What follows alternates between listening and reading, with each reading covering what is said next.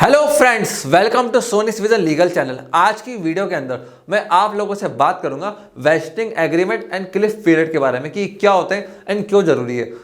Story से समझाता हूं। दो फाउंडर्स थे कंपनी में, ए और बी। अब हुआ क्या, ए के पास थे 50% शेयर, बी के पास थे 50% शेयर। कंपनी बहुत अच्छी चल रही थी तो उन्होंने बहुत मोटिवेशन से कंपनी को चलाया।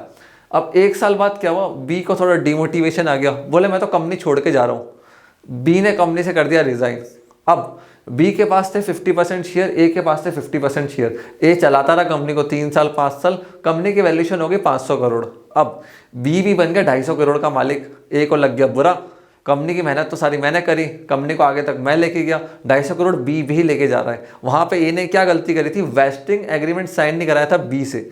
ये क्या होता है, अगर कंपनी का को फाउंडर बीच में कंपनी को छोड़ के चला गया तो वहां पे उसको शेयर वापस ट्रांसफर करने पड़ेंगे एट अ नॉमिनल प्राइस और face value to the other को फाउंडर्स।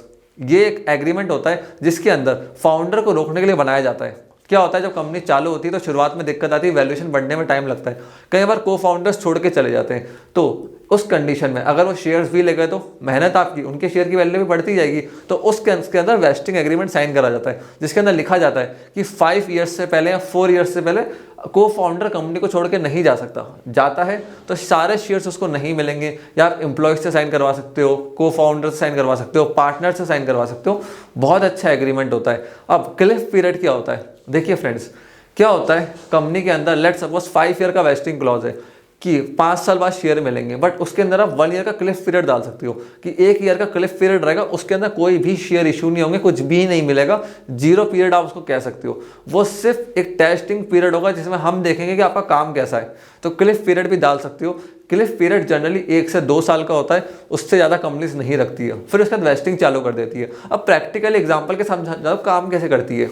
लेट सपोज आपने को फाउंडर को लाए, उसको 20% स्टेक दिया आपने कंपनी के, वेस्टिंग में आपने डाल दिया कि 5 ईयर्स की वेस्टिंग है और 1 ईयर का क्लिफ पीरियड है, मतलब पहले साल तो कुछ नहीं मिलेगा, फिर उसके बाद हर साल 25% स्टॉक मिलते जाएंगे। अब 20% स्टॉक है, उसको रिमेनिंग 4 ईयर से डिवाइड कर लो। 1 ईयर तो क्लिफ में चला गया और जो बचा हुआ 4 साल है वो वेस्टिंग का है, जिसमें हर साल जो 20% स्टॉक है उसका 25% ट्रांसफर होता जाएगा। तो आप ऐसे देखते जाओ, पहला साल 0, कोई शेयर नहीं मिला, नेक्स्ट ईयर 20% का 25% कर लो, ये होता है 5%। तो हर साल 5%, 5%, 5%, 5% इक्विटी जाती रहेगी और 5 ईयर्स के अंदर उनके पास पूरे 20% स्टॉक चले जाएंगे। इससे आपका फायदा क्या है कि एटलीस्ट को फाउंडर 5 ईयर्स तो स्टे करा कंपनी के अंदर। तो ये बहुत जरूरी होता है हर स्टार्टअप के अंदर। अब मैं आपसे बात करता हूँ कि इस एग्रीमेंट कौन कौन से पॉइंट्स लिखने चाहिए। सबसे पहले को फाउंडर्स के नाम आ जाते हैं, ड्यूटीज, रिस्पॉन्सिबिलिटी, लाइबिलिटीज आ जाती है। फिर क्लिफ पीरियड का टाइम बता दो कि कौन से टाइम से लेके कौन से टाइम क्लिफ पीरियड है। उसके बाद वेस्टिंग कब से चालू होगी, कितने कितने शेयर्स की होगी, पूरी डिटेल उसके अंदर बता दो। फिर टारगेट्स भी लगाओ, ऐसा ना हो कि 5 साल कंपनी में बैठ के चले जाए, जैसे गवर्नमेंट जॉब के अंदर होता है, गवर्नमेंट जॉब एक बार लग गई अब जीवन भर बैठ के खाना है, वो नहीं होना चाहिए। उसके अंदर टारगेट्स भी दो, वर्कलोड भी बताओ, रिस्पॉन्सिबिलिटी भी बताओ कि ये सब अचीव होना चाहिए, तब जाके इक्विटी एंड शेयर्स मिलेंगे। तो ये सारी चीजें उसके अंदर आएगी एग्रीमेंट के अंदर, जो इन डिटेल एग्रीमेंट आपका बनेगा।